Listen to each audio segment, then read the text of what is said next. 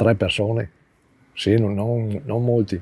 Abbiamo preso il contatto con loro tramite l'afficio del capannone. Dopodiché loro ci hanno chiesto se siamo in grado di costruire, unire assieme i pezzi che loro ci mandavano. Noi abbiamo detto sì e ci hanno chiesto di costruire il carrello che si alza idraulicamente e si alza in piedi. E abbiamo costruito il raso che loro ci hanno portato. Abbiamo portato a Canaro, fissato sul posto. Dopo alcuni giorni loro hanno eseguito le riprese. Dopodiché, dopo averlo bruciato, ci hanno richiesto se siamo in grado di costruirlo di nuovo e noi l'abbiamo ricostruito.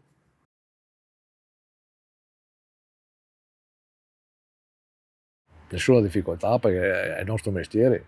È stato più difficile costruire il carrello che si alzava il missile, quello sì, un po' più impegnativo. Per quello era una novità per noi. Siccome io ho sempre fatto rimorchi agricoli, sapevo come si costruisse. Un po' di idraulica me ne intendo, tutto lì.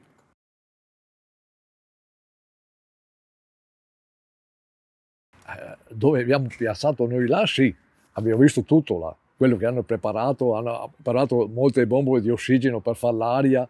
Quando le abbiamo montato là c'era già tutto. La seconda volta però, la prima volta no.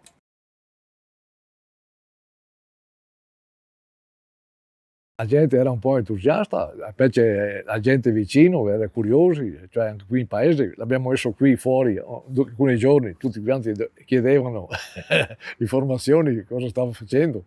Anche quando è stato trasportato, vedendo tutta polizia, carabinieri, cioè macchine davanti e dietro, cioè la gente usciva di casa a guardare cosa succedeva, cioè era bello. Hanno fatto delle riprese anche qui in piazza Crespino, in comune, dopo a Villanova in un bar dove avevamo ancora la scritta qui, cioè hanno ripreso anche lì, cioè dopo sono andati su un altro finire, cioè hanno fatto diversi posti.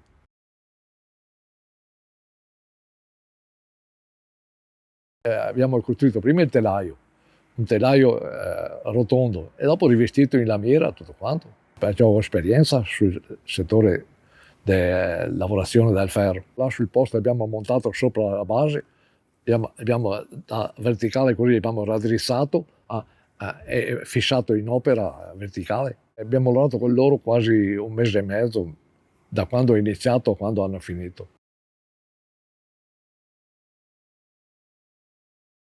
Io ho visto il film, però hanno tagliato molte riprese che dovevano fare. Penso che la parte più bella l'hanno tagliata.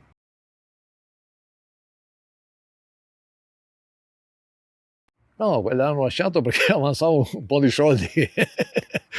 Anche adesso la gente si ferma qui a filmare.